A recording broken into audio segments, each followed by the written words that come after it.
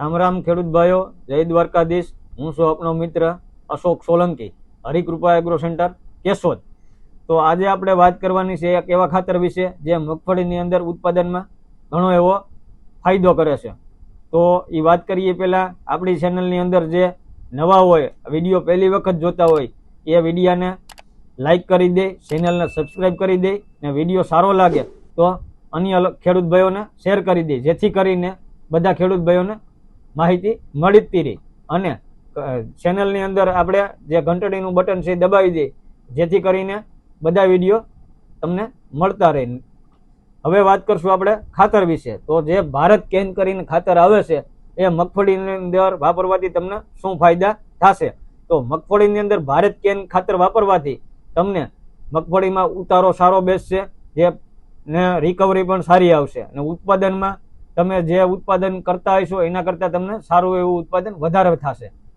તો આ ખાતર એકદમ વ્હાઇટ કલરનું આવશે અને જે ઓગળવામાં એકદમ ઝડપી ઓગળી જશે, જે 2 મિનિટની અંદર પાણીની અંદર દ્રાવ્ય થઈ જશે, જેથી કરીને તમારે ઉત્પાદન લેવામાં ખાતર બહુ મહત્વનો રોલ હોય છે, જે આપણે પૂરક ખાતર તરીકે આપતા હોય। તો ઘણા ખાતરો એવા આવે છે કે તમે દિવસો સુધી ઓગળતા જ નથી, એવા ખાતરો અત્યારે ઘણા બધી આપે છે અને ખેડૂતો લઈ અને વાપરે છે। રિઝલ્ટ મળ્યું કે નથી મળ્યું એ પણ કોઈ જોતા નથી। ઓલા ભાઈએ નાખ્યું છે તો હું એ લઈ આવીને, એ ભાઈએ 1 થેલી નાખી દો, હું 2 થેલી લઈ આવીને નાખી દો। આ રીતે આપણા ખેડૂત ભાઈઓ ઉપયોગ કરતા હોય છે।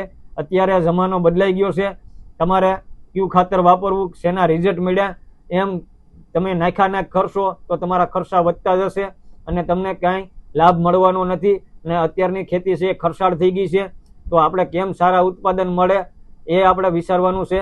તો હું કહું છું એ ખાતરે તમારે સીધું ડાયરેક્ટ વાપરી લેવાનું નથી। તમારે પહેલાં આ વર્ષે તમારી જમીનની અંદર તમારે 10 વીઘા જમીન હોય તો 2.5 વીઘાની અંદર તમારે આ ખાતરની 1 થેલી વાપરવાની છે અને તમારે તમારા ખેતરની અંદર નિદાન કરવાનું છે કે મેં અન્ય ખાતર વાપર્યું કે એ કોઈ ખાતર નથી વાપર્યું, ને આ ખાતર આપણે ભારત કેન ખાતર વાપર્યું છે એની અંદર કેટલું મગફળીની અંદર ઉત્પાદનમાં ફેર આવ્યો, તફાવત આવ્યો, એમાં ઉતારાનો કેટલો ઉતારો આપણે મગફળીની અંદર બેઠો છે ને કેટલી રિકવરી આવી છે, બરાબર, એ તમારે સર્વે કરવાનું રહેશે, જેથી કરીને તમે આવતા વર્ષે પોતે તો વાપરશો જ પણ અન્ય ખેડૂતોને પણ તમે ભલામણ કરી શકશો।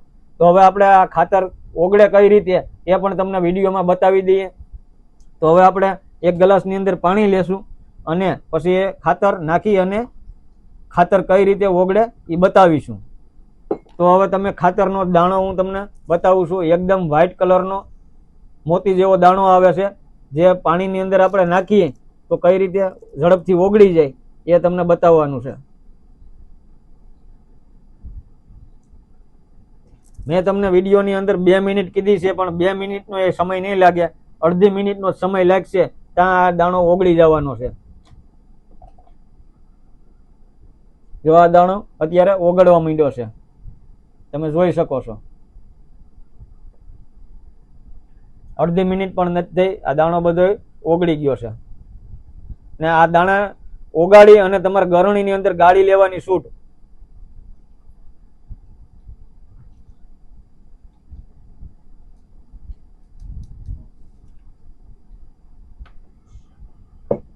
તો હવે તમે આ જોયું છે ખાતર કઈ રીતે ઓગળી ગયું, પાણીમાં 100% દ્રાવ્ય છે અને આ ખાતર વાપરશો તો તમને ઘણા એવા ફાયદા થશે। જો મગફળીનું ઉત્પાદન તો સારું એવું મળશે જ, અત્યારે મગફળીને 60 દિવસ આજુબાજુ થવા આવ્યા છે, 70 દિવસની ઘણા ખેડૂત ભાઈઓને મગફળી થઈ ગઈ છે। આખતરી મગફળી છે એ અત્યારે 80 દિવસ આસપાસ થઈ છે। તો જે તમે મગફળી આ ખાતર ક્યારે વાપરવું, મગફળી 60 દિવસથી લઈ અને 90 દિવસની થાય ત્યાં સુધીમાં તમે ગમે ત્યારે વપરાશ કરી શકો છો। જમીનમાં ભેજ હોવો જરૂરી છે, બરોબર, તો ખાતર વ્યવસ્થિત તમને ઓગળી અને મગફળી લઈ શકે।